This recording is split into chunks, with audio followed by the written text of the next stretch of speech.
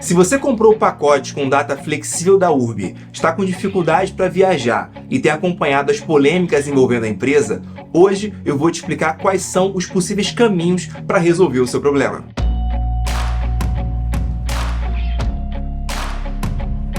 Fala, meus amigos, beleza? Para você que chegou agora por aqui, muito prazer. Eu sou o Rodrigo, aqui do meu lado está a Mônica, minha esposa, e esse é o Direito com Limão, o nosso canal de educação jurídica popular que tenta te explicar direitos e deveres com simplicidade, com leveza e com bom humor. O vídeo de hoje promete, por isso já deixa um like para valorizar o nosso trabalho e lembra de se inscrever aqui no canal para não perder os desdobramentos dessa história. Vamos juntos transformar esse limão numa limonada. Pessoal, em setembro do ano passado nós produzimos esse vídeo aqui, onde nós fizemos um julgamento simulado do caso da Urbi, especificamente no que diz respeito à venda das passagens com data flexível que não estavam sendo cumpridas. Ali nós apresentamos os possíveis argumentos dos consumidores, da empresa e deixamos que vocês decidissem quem estava com a razão. Foram muitos comentários dos mais variados, uns dando ganho de causa para os consumidores, basicamente sob o argumento de que a empresa tinha a obrigação de cumprir com aquilo que havia sido ofertado. Já outros disseram que, em razão do cenário econômico do setor de turismo, que foi fortemente afetado pela pandemia, a empresa ela não poderia ser condenada a nada além da devolução do valor. Para além do julgamento em si, embora alguns tenham dito que conseguiram viajar normalmente na data escolhida, muitos relataram que a empresa estava encontrando dificuldades em confirmar as datas aos consumidores no prazo de 45 dias antes da viagem, inclusive condicionando a viagem à disponibilidade da tal da tarifa promocional. Então, considerando a complexidade desse tema, a Mônica e eu decidimos mergulhar de cabeça nesse caso para te explicar os detalhes desse contrato e quais são as opções que você tem para resolver essa questão. E para isso, a gente estruturou esse vídeo em 4 partes principais. Na primeira, vamos colocar o cenário econômico do setor de serviços durante a pandemia em perspectiva e indicar quais foram os dilemas enfrentados pelas empresas e quais ações foram concretamente adotadas pelo governo para poder diminuir esses efeitos negativos. Na segunda parte, a gente vai fazer uma análise do contrato das passagens com data flexível e dizer quais são os fundamentos legais que orientam esse negócio jurídico. Além disso, a gente vai aprofundar um pouco mais nas possíveis saídas, tanto para a empresa quanto para os consumidores. Na terceira parte, a gente vai te dizer como o judiciário tem decidido essa questão, inclusive indicando quais são os principais argumentos de cada uma das partes. Aqui vale destacar que, como essa situação é relativamente recente, as decisões, ou melhor, os precedentes judiciais, eles indicam uma tendência e não uma certeza quanto àquilo que vai ser decidido. Na quarta e última parte, eu vou dar a minha opinião sobre o que está acontecendo e o que pode ser feito por parte do consumidor para tentar resolver essa questão da melhor maneira possível, deixando claro que isso é o que eu faria caso eu tivesse comprado um pacote com data flexível e estivesse encontrando dificuldade para poder viajar. Obviamente que, por se tratar de um vídeo um pouco mais longo, eu vou deixar na descrição o índice com os capítulos, justamente para facilitar a sua navegação para um ponto específico dessa análise. Mas, para ser sincero, eu acho que ela só vai fazer sentido se você assistir todo o vídeo para ter ciência dos fatos, entender os argumentos e também ter a consciência dos motivos que me conduziram a essa decisão. Então, pega uma pipoca, um guaraná, fica confortável e vamos logo começar com essa análise. Como todo mundo deve se lembrar, no início de 2020, o mundo foi obrigado a lidar de maneira emergencial com a pandemia daquele vírus que a gente não pode citar o nome. Dentre as estratégias de redução do contágio estavam a proibição de circulação de pessoas, o que afetou drasticamente o setor de serviços, dentre eles o de turismo. Segundo dados da Senacom, que é um órgão do Ministério da Justiça, com a pandemia, esse foi o setor econômico que sentiu mais rapidamente os efeitos negativos da crise econômica, em especial pelo fechamento dos aeroportos, cancelamento de voos, suspensão das atividades e do deslocamento em muitos lugares do país. Essa foi uma situação sem precedentes na história, que afetou pequenos, médios e grandes negócios. Desde donos de pousadas até produtores de grandes shows se viram diante de obrigações contratuais que deveriam ser cumpridas, mas que não podiam em razão da determinação governamental pelo isolamento.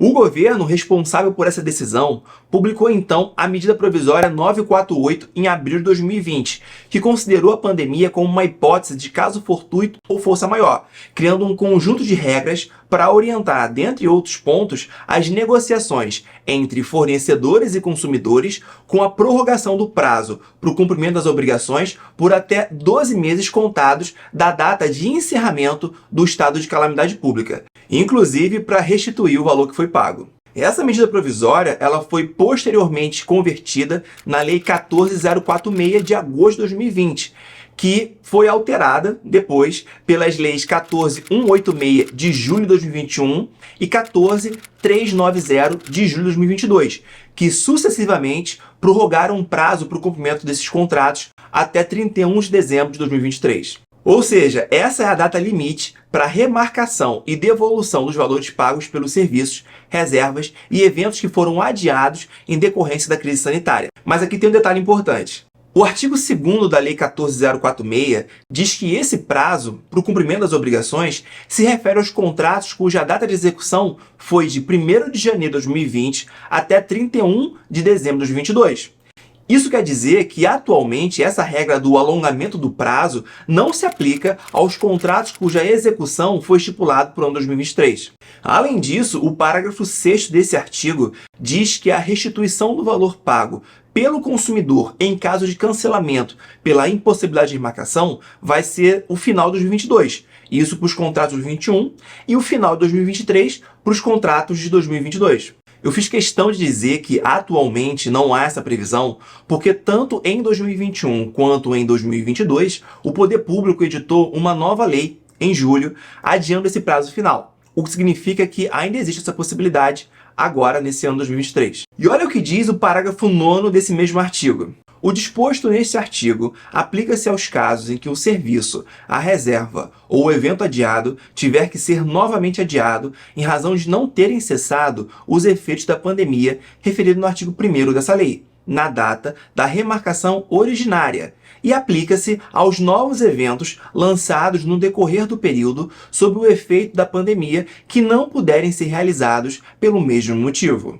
Essa parte fez você lembrar de algum contrato cuja sua data de execução está sendo sucessivamente remarcada? E para fechar essa lei, o artigo 5º diz que, por conta da situação pandêmica, eventuais cancelamentos ou adiamentos dos contratos não vão permitir qualquer tipo de condenação por reparação de dano moral. E aí, o que você achou desse ponto específico? Foi nesse contexto de paralisação das atividades que muitos empresários se viram, talvez, no maior dilema de suas vidas. De um lado, dispensar seus colaboradores para manter a saúde financeira da empresa, o que na prática significaria demitir uma pessoa no meio de uma crise financeira, de saúde pública e de isolamento social, e por outro lado, encontrar soluções criativas para tentar manter o funcionamento da empresa. Pelo que consta, foi nesse cenário que o pacote com data flexível ganhou um maior destaque. Segundo informado pela própria URB, a empresa oferece 3 produtos. O primeiro produto são os pacotes sem aéreo, também chamados de combo de diárias. Essas diárias elas podem ser utilizadas em longos períodos do ano, dentro de um intervalo pré-determinado, normalmente fora da alta temporada, feriados e eventos especiais. O segundo produto é o pacote com data fixa, ou seja, aqueles que possuem uma data fixa de ida e volta, geralmente válidos para feriados e períodos específicos. O terceiro produto é o famoso pacote com data flexível, que tem um valor promocional e que, por essa razão, não permite ao viajante garantir uma data específica para sua viagem logo no momento da compra.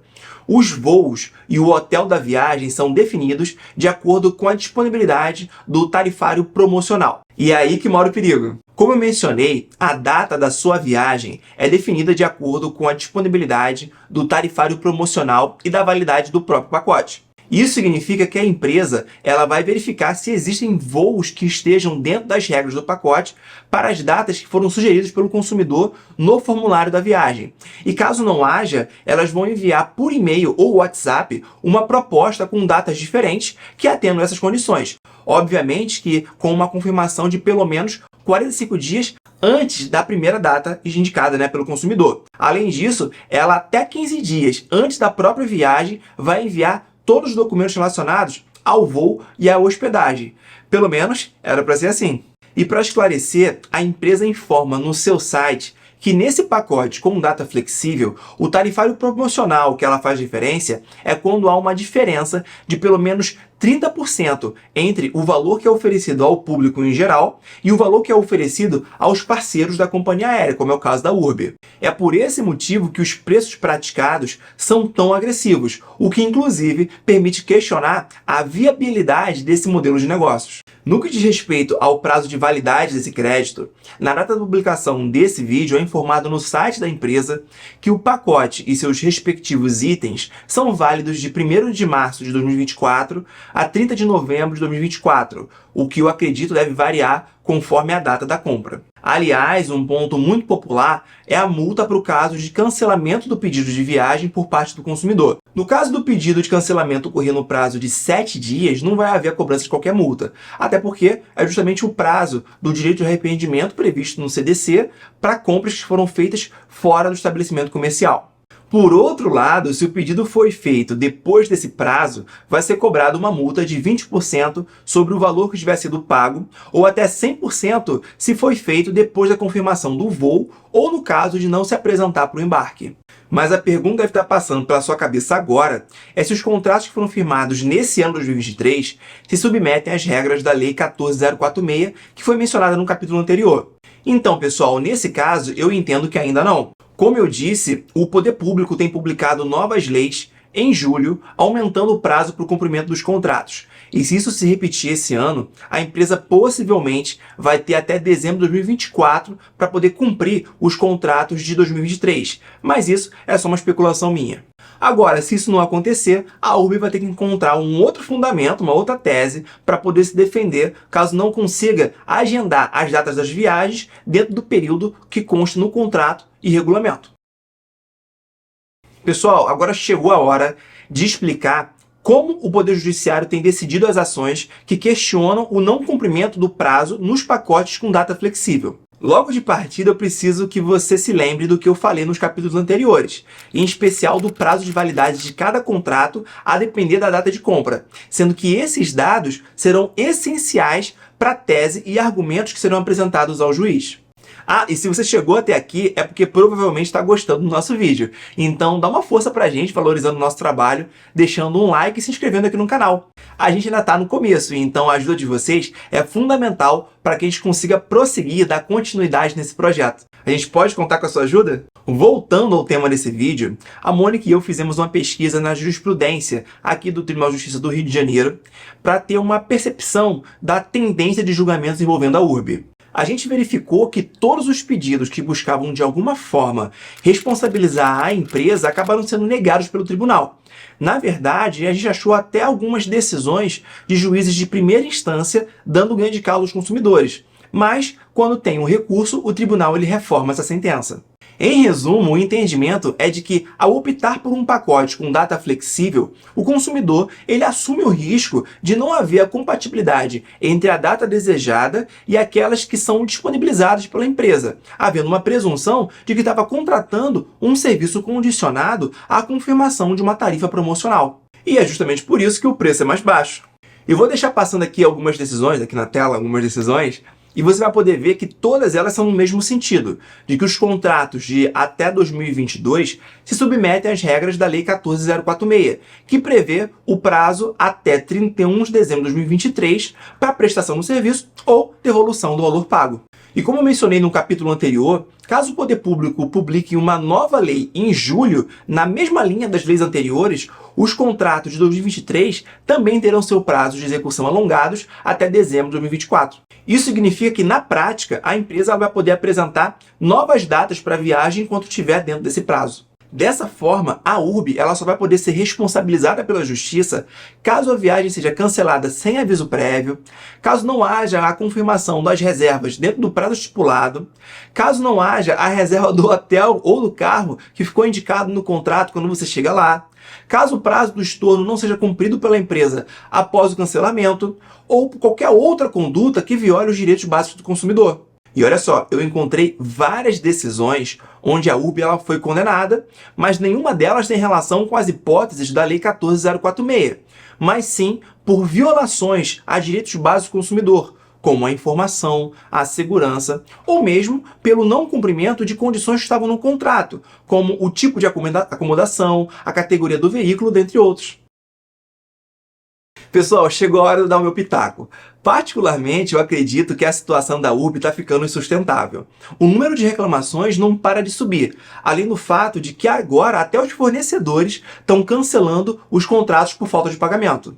Isso fez com que a empresa ficasse no radar de diversos órgãos públicos de proteção ao consumidor, que intensificaram sua fiscalização, inclusive com ameaças de multas milionárias. A sensação que eu tenho é que os valores dos pacotes sendo vendidos atualmente estão sendo utilizados para poder custear as passagens que estão mais próximas da sua data de vencimento, mesmo fora da tarifa promocional, o que mais uma vez me faz questionar a viabilidade desse modelo de negócios após as dificuldades impostas ao setor pela crise econômica da pandemia. E talvez um indício disso tenha sido o surto do antigo CEO que pediu para sair. Particularmente, eu não acredito que seja uma pirâmide financeira.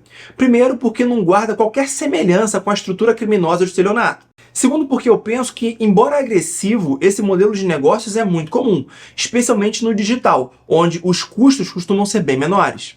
Na minha opinião, essa foi uma decisão empresarial otimista e arriscada, que não previu a dimensão da pandemia e o tempo que seria necessário para poder recuperar o setor do turismo.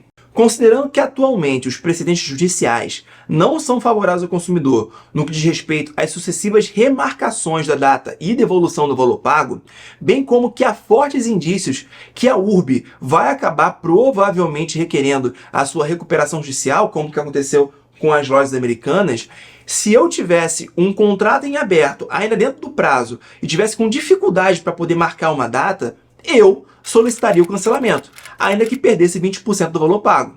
Afinal, é melhor garantir 80% no bolso do que ficar correndo o risco de não receber nada ou só receber daqui a vários anos depois de muito tempo e muito estresse.